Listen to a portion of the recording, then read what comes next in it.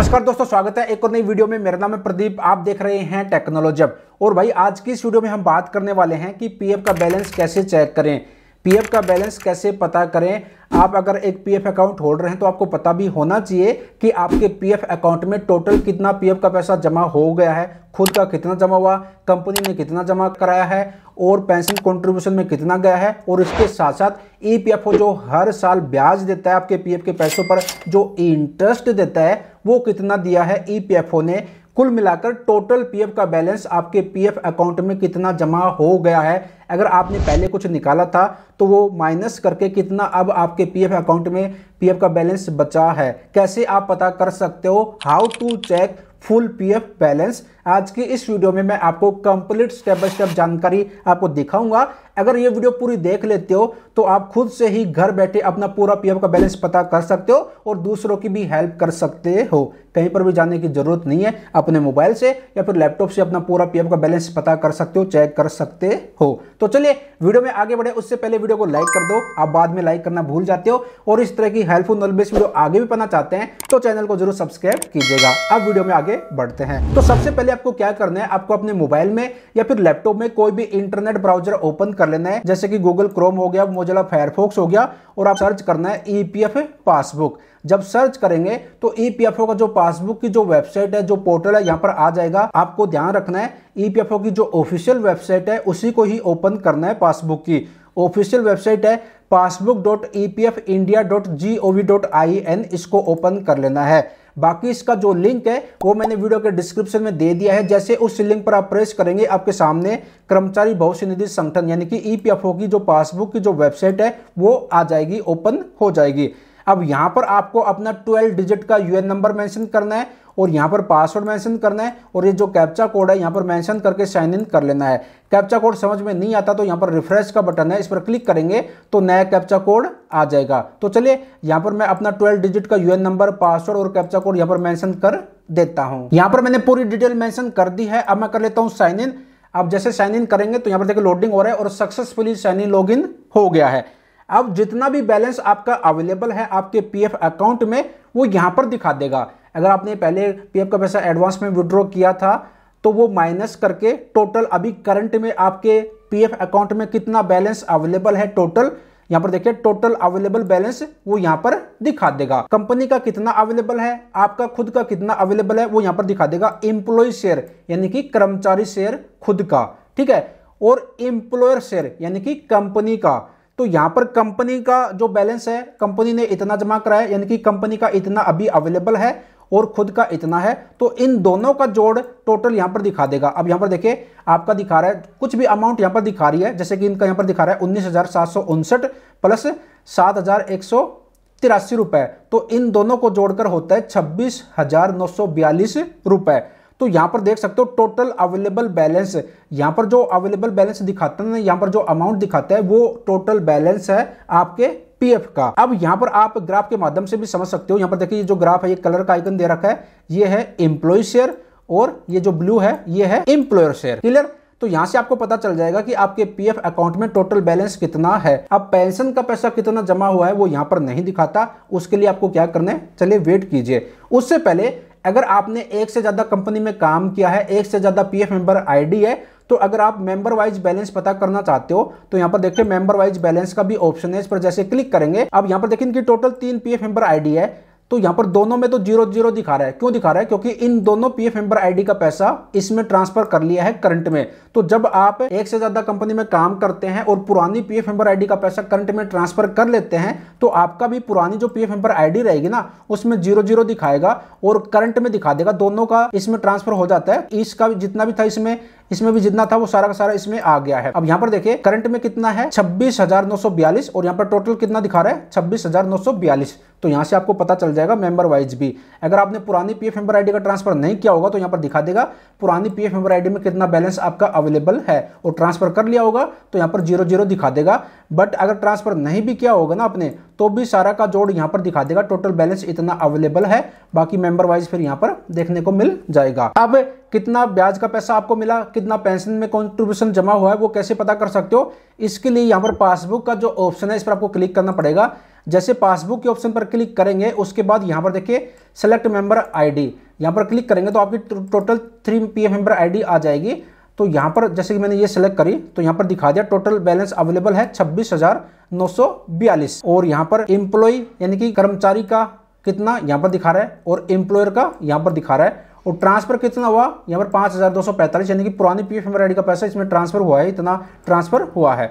अब नीचे की तरफ आना है, जब नीचे की तरफ आएंगे तो यहाँ पर दिखा देगा, देखिए यहाँ पर मैंने आपको बताया ना ट्रांसफर का, ये देखिए ट्रांसफर पुरानी पीएफ मेंबर आईडी का ओल्ड मेंबर आईडी का ट्रांसफर कितना हुआ है। मैं थोड़ा नीचे की तरफ आता हूँ, इधर कर लेता हूँ तो यहाँ पर देखो दिखा रहा है 3,000 प्लस 2,000 5,000 यहाँ पर हो गया, जो भी यहाँ पर कैलकुलेट कर लीजिए यार, ठीक है। तो इतना ट्रांसफर हुआ है 5,000 कुछ अमाउंट है यहाँ पर जो दिखा रहा है 5,245, तो इतना जो है पुरानी पीएफ मेंबर आईडी का जो है आपकी करंट में ट्रांसफर हुआ है। तो जब आप पुरानी पीएफ मेंबर आईडी का पैसा करंट में ट्रांसफर करते हैं ना तो वो यहाँ पर इस तरह से दिखा देगा ट्रांसफर इन, और यहाँ पर ओल्ड मेंबर आईडी यहाँ पर दिखा देगा और यहाँ पर इतना दिखा देगा भाई पुरानी पीएफ मेंबर आईडी का एम्प्लॉय शेयर कितना जमा हुआ और एम्प्लॉयर शेयर कितना जमा हुआ। और पेंशन का पैसा कभी भी पुरानी पीएफ मेंबर आईडी का करंट में नहीं आता, पेंशन का पैसा आपको पुरानी पीएफ मेंबर आईडी में ही देखने को मिलेगा। पेंशन के केस में ओनली पुरानी जो पीएफ मेंबर आईडी की जो सर्विस रहती है वो ट्रांसफर होती है, ठीक है। तो यहाँ पर मैंने आपको दिखाया ना ऊपर कि ट्रांसफर इन, तो यहाँ पर 5,245 पुरानी पीएफ मेंबर आईडी का पैसा इस पीएफ मेंबर आईडी में ट्रांसफर हुआ है। अब नीचे की तरफ आते हैं, अब यहाँ पर इनका 2023 में ये पीएफ मेंबर आईडी क्रिएट हुई थी तो यहाँ पर इसका दिखा दिया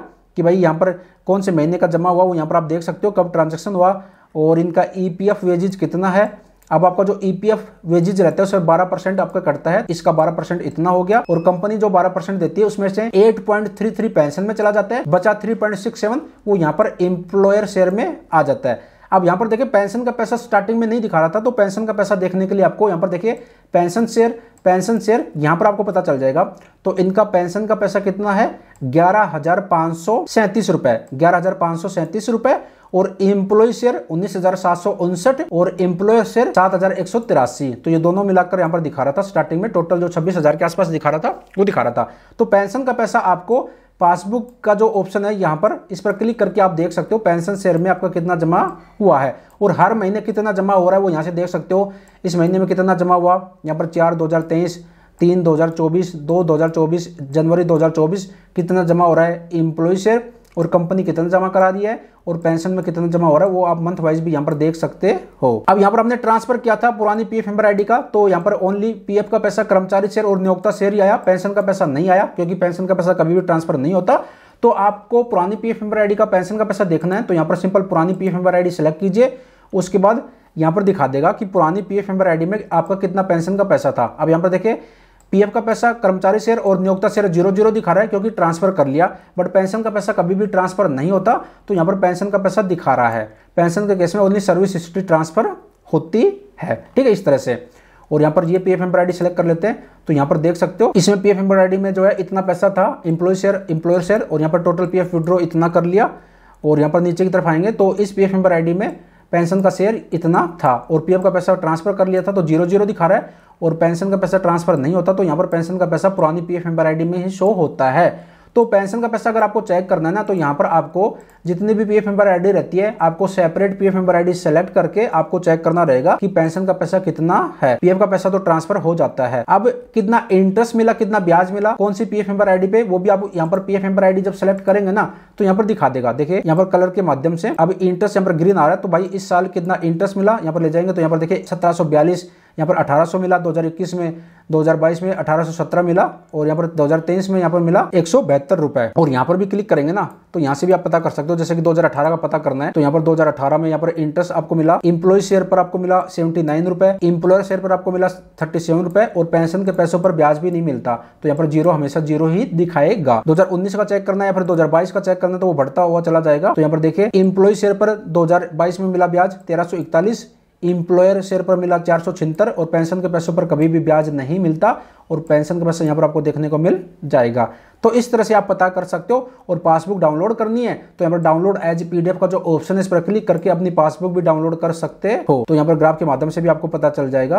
तो यहाँ से आप अपनी current PF member ID select करके वो पता कर सकते हो आपके करंट पीएफ मेंबर आईडी में कितना पीएफ का पैसा हो गया है। और यहाँ पर पता चल जाएगा कौन से महीने का पैसा आपको कौन सी डेट को जमा हुआ है और यहाँ पर क्रेडिट हुआ या फिर डेबिट हुआ है। यहाँ पर आपको देखने को मिल जाएगा कंप्लीट इसकी हिस्ट्री। ठीक है, तो कंपनी देखिए जैसे कि जनवरी महीने का आपका पीएफ कटा तो वो आपके फरवरी महीने की 15 तारीख तक कंपनी जमा कराती है। फरवरी महीने का आपका पीएफ का पैसा मार्च महीने की 15 तारीख तक आपको जमा कराती है कंपनी। अगर 15 तारीख से ज्यादा लेट हो जाता है ना फिर कंपनी पर ईपीएफओ पेनल्टी लगाता है। तो यहाँ पर आप जितना भी देखेंगे तो 15 तारीख तक या फिर 15 तारीख से पहले आपको जमा हुआ देखने को मिल जाएगा। यहाँ पर देखिए ये हुआ 15/4 को, ये 15/5 को, 15/6 को, 15/7 को, 14 को, 6/9 को, 15 को, मतलब 16, 17, 18 आपको नहीं देखने को मिलेगा क्योंकि 15 तारीख से अगर ज्यादा हो जाता है ना एक दिन भी तो फिर कंपनी को जो है फाइन देना रहता है, ईपीएफओ पेनल्टी लगाता है। तो कंपनी क्या करती है जनवरी महीने का पीएफ का पैसा जो आपकी महीने की सैलरी मिली जनवरी महीने के लास्ट में मिलेगी 31 तारीख को, तो जनवरी महीने का पीएफ का पैसा कंपनी फरवरी महीने के 15 तारीख तक जमा कर देती है। फरवरी महीना जो 28 महीने का है फरवरी मंथ है तो उसका पैसा आपका मार्च महीने के 15 तारीख तक जमा कर देती है। तो यहाँ पर आपको देखने को मिल जाएगा कि कौन सी डेट को जमा हुआ है, कौन से महीने का क्रेडिट हुआ है फिर डेबिट हुआ है और यहाँ पर कंट्रीब्यूशन यहाँ पर देखने को मिल जाएगा। तो इस तरह से आप पता कर सकते हो। टोटल बैलेंस यहाँ पर आपको देखने को मिल जाएगा और पेंशन का पैसा करंट पीएफ मेंबर आईडी का ही दिखाएगा, पुरानी पीएफ मेंबर आईडी का पैसा आपको नहीं दिखाएगा। और यहाँ पर होम पर आएंगे तो यहाँ पर आपका करंट जो अवेलेबल है टोटल बैलेंस आपका वो यहाँ पर दिखा देगा। तो इस तरह से आप पता कर सकते हो। और जब अपना चेक कर लें, अच्छी तरह से समझ लें, देख लें, उसके बाद यहाँ पर लॉग आउट का ऑप्शन इस पर क्लिक करके आप लॉग आउट कर लीजिए अपने अकाउंट को। और पासबुक डाउनलोड करनी है तो डाउनलोड पीडीएफ का जो ऑप्शन मैंने बताया था वहां पर क्लिक करके पासबुक भी डाउनलोड कर सकते हो। मैंने आपको कंप्लीट जानकारी दे दी, पीएफ बैलेंस कैसे चेक करते हैं, लेटेस्ट प्रोसेस आपको दिखाया है, समझाया है अच्छी तरह से, A to Z जानकारी दे दी। इसके बावजूद भी मेरे हिसाब से तो कोई भी डाउट नहीं रहा होगा। अगर डाउट रह गया है तो कमेंट बॉक्स में कमेंट कर दीजिए, पूरी कोशिश रहेगी जो भी आपका कमेंट रहे उसका आंसर देने की। और इस तरह की हेल्पफुल नॉलेज वीडियो आगे पाना चाहते हैं तो चैनल को जरूर सब्सक्राइब कीजिएगा। मिलते जल्द एक और नई जानकारी के साथ, अपना ख्याल रखिएगा। Bye bye, take care.